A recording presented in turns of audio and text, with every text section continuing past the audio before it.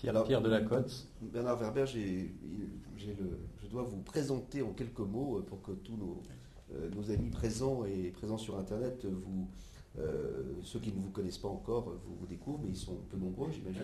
Déjà, je vais vous dire, ça me fait énormément plaisir que vous disiez ça, parce qu'il y a une phrase que je déteste, c'est Bernard Werber qu'on ne présente pas. Et je me dis tout le temps, si, justement, présentez-moi, parce qu'il y a plein de gens qui ne me connaissent pas. Donc merci de me présenter et de ne pas me sortir cette phrase, Bernard Werber ne me présente pas.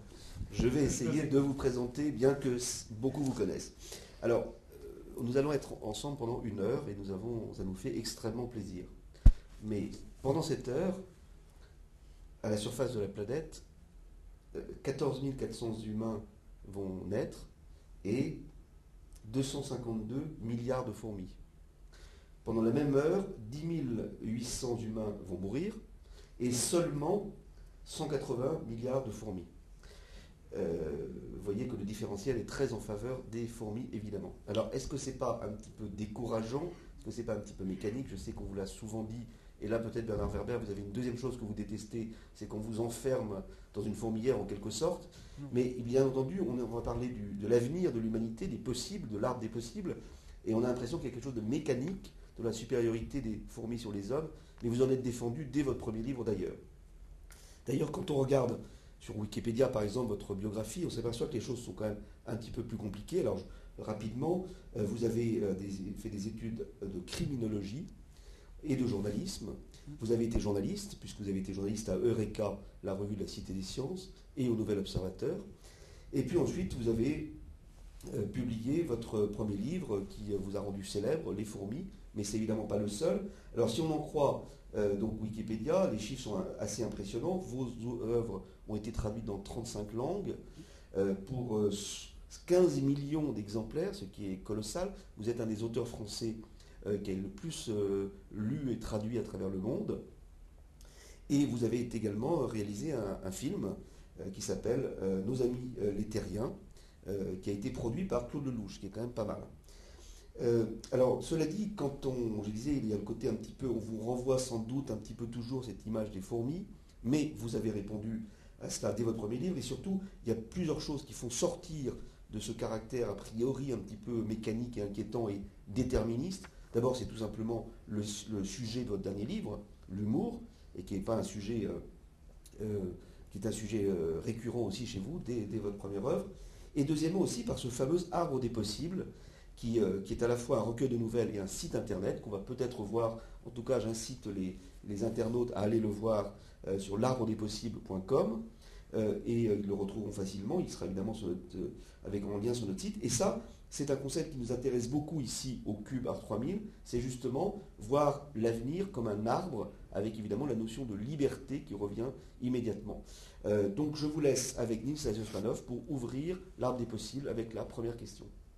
Alors Pierre vient de le dire, vous êtes un internaute très actif. Votre site internet, j'ai regardé aujourd'hui tout à l'heure, compte 3 700 et quelques mille visiteurs, ce qui est assez colossal. Il est traduit en 4 langues, enfin 3 langues plus le français. Le rire du cyclope était à l'origine une nouvelle qui a été plébiscitée donc, par les internautes. Elle était éditée dans Paradis sur mesure. Et les internautes ont contribué à l'écriture de votre livre en déposant, sélectionnant des histoires drôles sur votre site que vous avez ensuite intégrées au récit. Alors, est-ce que vous pouvez nous en dire plus sur la relation et sur le processus de co-création, je ne sais pas si on peut le dire comme ça, qu'Internet vous permet d'avoir avec vos lecteurs? Ah oui, d'abord, donc ma formation est d'être un journaliste scientifique. En tant que journaliste scientifique, j'étais passionné par les nouvelles technologies. J'ai suivi l'aventure des ordinateurs, j'ai suivi l'aventure de la médecine. Et je me suis toujours dit il faut utiliser les outils les plus en pointe de son époque. Donc, dès la sortie du livre en 91, j'ai commencé à faire un site. Et ce qui m'intéressait, c'est avoir un feedback des lecteurs. Le problème quand on est écrivain, c'est qu'on écrit un livre et l'éditeur vous dit combien on a vendu. Mais on ne sait pas combien de lecteurs sont satisfaits et qu'est-ce qu'ils en ont pensé. Alors moi j'étais très intéressé d'avoir cette information. Alors dans un premier temps, pour savoir ce que les lecteurs en pensaient, je faisais beaucoup de conférences. À chaque fois qu'on m'invitait quelque part, j'y allais, je parlais, je présentais mon travail. Mais là encore, ce n'était pas vraiment un feedback neutre, puisque l'essentiel des gens qui venaient à mes conférences étaient, disons, avec un a priori positif, et je ne pouvais pas toucher tout l'ensemble de mes lecteurs. Donc dès que j'ai pu utiliser l'ordinateur comme moyen d'avoir ce feedback qui m'intéressait, je l'ai utilisé, mais à ce moment-là, il est arrivé une sorte de brouhaha. C'est tous les gens qui n'avaient pas envie de donner vraiment un avis sur le livre, mais qui avaient envie de dire « moi aussi j'existe ». Parce que c'est un problème d'Internet, tout le monde a envie d'exister. D'où la mode des blogs, la mode de Facebook. Tous ces gens disent « moi aussi j'existe », ils avaient envie que je m'intéresse à eux, mais ils ne me donnaient pas ce feedback. Alors, avec mon webmaster, progressivement, on a inventé des outils pour permettre aux internautes de dialoguer d'une manière claire et nette. Alors, au début, par exemple, on a fait une sélection des courriers lecteurs les plus intéressants pour le montrer aux gens comment on pouvait dialoguer. Puis après, on a fait ce système de sondage en demandant, par exemple, dans les nouvelles, quelle nouvelle ils préféraient.